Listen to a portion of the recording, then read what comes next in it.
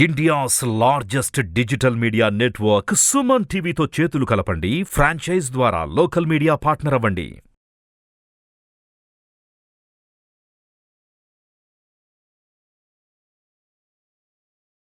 నమస్కారం గురుగారు. శ్రీమాత్రే నమః. కార్తీక మాసంలో ఆరుద్ర నక్షత్రానికి చాలా ప్రాముఖ్యత ఉంటుంది. అసలు హిందూ ధర్మం ప్రకారం ఈ ఆరుద్ర నక్షత్రం యొక్క ఇంపార్టెన్స్ ఏంటి గురుగారు? తప్పకుండా తెలియజేస్తానమ్మా. ముందుగా ప్రేక్షకులందరికీ శ్రీమాత్రే నమః, శ్రీ గురుభ్యో నమః. జ్ఞానినాంనపి చేతాంసి దేవి భగవతీ హిస బలాయ కృషమోహాయ మహామాయా ప్రయశ్చతి. ఆరుద్ర నక్షత్రం, ఈ నక్షత్రానికి చాలా ప్రాముఖ్యత ఉంది. ఇది సాక్షాత్తు శివుడు పుట్టినటువంటి జన్మ నక్షత్రము. అలాగే కార్తీక మాసంలో ఆరుద్ర నక్షత్రం వచ్చింది అంటే గనక శివుడికి కొన్ని ప్రత్యేకమైనటువంటి క్రతువులు ఆచరించాలి అని చెప్పి సనాతన ధర్మం చెప్పింది. ఎందుకు అనంటే ఆరుద్ర నక్షత్రానికి ఆ యొక్క పరమశివుడు జన్మ నక్షత్రము కాబట్టి, కార్తీక మాసం అంతా కూడా శివైక్యం కాబట్టి, అంటే శివుడిని ఆరాధించాలి అనేటటువంటి సనాతన ధర్మం యొక్క విలువలు పాటిస్తాం కాబట్టి, ఈ ఆరుద్ర నక్షత్రాన్ని రోజున 3 విశేషాలు ఉన్నాయి. అత్యంతమైనటువంటి అద్భుతమైనటువంటి పరమ పవిత్రమైనటువంటి రోజుగా భావిస్తాం. ఎందుకు అనంటే ఇది గురువారం రోజున ఆరుద్ర నక్షత్రం రావడం విశేషము. 2, గురువారం రోజు 30వ తారీఖు సంకష్టహర చతుర్థి కూడా అదే రోజు ఉంది, రెండవ విషయము. అందులోనూ ఈ కార్తీక మాసము శివుడు జన్మించినటువంటి నక్షత్రము ఉండడము పరమ పవిత్రమైనటువంటి రోజు. గురువారానికి ప్రత్యేకత ఏంటంటే గురువారాన్ని లక్ష్మీవారము అని పిలుస్తాము. అలాగే విఘ్నములన్నిటినీ కూడా తొలగించేటటువంటి వాడు విఘ్నేశ్వరుడు. కాబట్టి ఆరుద్ర నక్షత్రం రోజు సంకష్టహర చతుర్థి రావడం పరమానంద భరితము. అలాగే రోగములను నాశనం చేసేటటువంటి వాడు, ఆయుష్ని ప్రసాదించేటటువంటి వాడు పరమేశ్వరుడు. ఈ 3 అంటే పరమేశ్వరుడు జన్మించినటువంటి నక్షత్రం. ఈ 3 కూడా ఏకకాలంలో రావడం అనేటటువంటిది పరమానంద భరితము.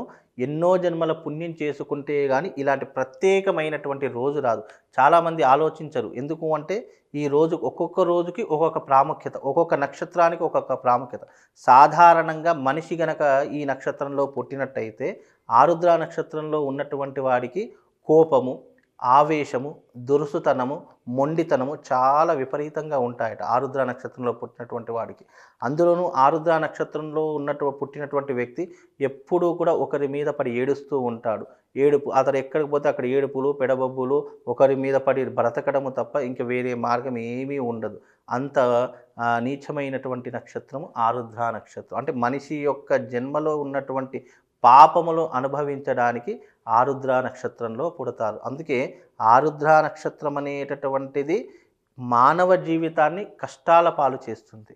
అదే భగవంతుడు రుద్రుడు అనేటటువంటి వాడు ఆరుద్ర నక్షత్రంలో పుట్టాడు కాబట్టి ఆ నక్షత్రంలో పుట్టినటువంటి వారు ఈ కార్తీక మాసంలో ప్రత్యేకమైనటువంటి అభిషేకాదులు చేసుకుంటే గనక ఆ నక్షత్రంలో జన్మించినటువంటి వారు మళ్ళీ దాన్ని పునరుద్ధరణ చేసుకోవడానికి, మళ్ళీ ఆ నక్షత్రంలో పుట్టినటువంటి జాతకం ఏదైతే ఉందో దాన్ని నెగిటివ్స్ అన్నీ కూడా తొలగించుకోవడానికి ఇది చాలా అద్భుతంగా ఉపయోగపడుతుంది. కనుక ఆరుద్ర నక్షత్రంలో ఎవరైనా పుట్టినటువంటి వారు 30వ తారీఖు రోజున ఆరుద్ర నక్షత్రం ఉంటుంది. ఆ నక్షత్రం రోజున ప్రదోష వేళ అంటే సాయంకాల సమయంలో ఆ రోజున శివుడికి అభిషేకం నిర్వహించండి. చక్కగా పాలు, పెరుగు, తేనె, నెయ్యి, చక్కెర, పంచామృతం తీసుకొని వెళ్ళండి. పళ్ళ రసాలు తీసుకొని వెళ్ళండి. మళ్ళీ దాంతోపాటు గంధాభిషేకము, భస్మాభిషేకం కూడా భగవంతునికి ఆ రోజున ప్రదోష వేళలో చేయడము అత్యద్భుతమైనటువంటి ఫలప్రదాయము. కనుక ఆ రోజున ఈ రకమైనటువంటి వినియోగించుకుంటే వాళ్ళ జీవితంలో మార్పు వస్తుంది. నీచము అంటే ఇక్కడ అర్థము ఏదో చెడ్డది అని అటువంటి అర్థం కాదు. వాళ్ళ జీవితంలో ఇలాంటి సంఘటనలు జరుగుతాయి. అంటే ఎప్పుడూ కూడా అప్పుల బాధలు, అనారోగ్య సమస్యలు, లేదు అనంటే ఎవరైనా ఎదుగుతున్నారు అంటే ఓర్వలేనటువంటి తనము, ఇలాంటివి ఎక్కువగా ఉంటాయి. దాన్ని నీచము అని చెప్పాను తప్ప నక్షత్రము నీచము అని కాదు. ఇది కూడా అర్థం చేసుకోవాలి. కనుక ఇక్కడ ఉన్నటువంటి ప్రధానమైనటువంటి అంశం ఆ రోజున ఆరుద్ర నక్షత్రంలో పుట్టినటువంటి వారు ఈ కార్తీక మాసంలో 30వ తారీఖు రోజున ఆరుద్ర నక్షత్రం వస్తుంది కాబట్టి ఆ రోజున అభిషేకాదులు నిర్వహించుకుంటే గనక అత్యద్భుతమైనటువంటి పుణ్య ఫలితం కలుగుతుంది. అందుకే ఆ రోజున ప్రత్యేకంగా నేను శివాలయంలో ప్రదోష వేళలో అభిషేకము నిర్వహించడంతో పాటు ప్రత్యేకంగా గర్భాలయంలో దీపజ్వాల పూజ అనేటటువంటిది కూడా చేస్తూ ఉంటాము. ఆ పూజా విశేషం అనేటటువంటిది పరమశివుడికి శివపురాణంలో చెప్పడం జరిగింది. ఎవరైతే పుట్టిన నక్షత్రం రోజున అంటే పరమశివుడు పుట్టినటువంటి నక్షత్రం రోజున దీపారాధన పూజ చేస్తారో వాళ్లకు అఖండ ఐశ్వర్యములతో పాటు శివుడి యొక్క సంపూర్ణమైనటువంటి అనుగ్రహం కూడా ఆ రోజున కలుగుతుంది. అందుకే ఆరుద్ర నక్షత్రము చాలా పరమాద్భుతమైనటువంటి నక్షత్రము. ఆ రోజున గురువారం మహాలక్ష్మి వారం రావడము, అందులోనూ సంకష్టహర చతుర్థి వచ్చింది అంటే ఎన్ని రకాలైనటువంటి వ్యతిరేకతలు ఉన్న జీవితంలో అవన్నీ కూడా తొలగిపోయేటటువంటి అవకాశము ఆ రోజున కలుగుతుంది. కాబట్టి అందరూ ఆ రోజున అభిషేకాదులు వినియోగించుకోండి. లేదు మీకు కుదరడం లేదు అన్నప్పుడు సంప్రదించండి. మీ పేరు మీదుగా ప్రత్యేకంగా ఆ రోజున అభిషేకాదులు కూడా నిర్వహిస్తారండి. కాబట్టి దానికి చాలా విశేషమైనటువంటి రోజుగా, పరమానంద భరితమైనటువంటి రోజుగా, సాక్షాత్తు శివుడు జన్మించినటువంటి నక్షత్రంగా కూడా చెప్పడం జరిగింది. కాబట్టి చాలా విశేషం. ఆ రోజున ఈ రకంగా చేసుకోండి, అద్భుతమైనటువంటి ఫలితాలు మీకు వస్తాయండి. అయితే ఆ రోజున ఆచరించే పూజా విధానానికి కూడా ఇంట్లో చేసుకునేటటువంటి విధానం ఒకటి ఉంటుంది, దేవాలయంలో అర్చించే విధానం ఉంటుంది. లేదు మీకు దేవాలయానికి వెళ్ళడం కుదరలేదు అన్నప్పుడు మీరే మీ ఇంట్లో ఒక శివలింగాన్ని తీసుకొని ఒక పళ్ళెల్లో వేసి పెట్టుకొని చక్కగా దానికి పంచామృతంతో అభిషేకాదులు మంత్రం అవసరం లేదు. శివుడికి కావాల్సింది భక్తి, భావన, ఇవి రెండే ప్రధానము. కనుక నువ్వు భక్తిపూర్వకంగా శివుడికి ఓం నమః శివాయ అనుకుంటూ పంచామృతం పోసినా భగవంతుడు పరమానంద భరితుడు అవుతాడు. కనుక ఆ రోజున మీరు ఇంట్లో చేసుకునేటటువంటి వాళ్ళు ఆ రకంగా చేసుకోండి.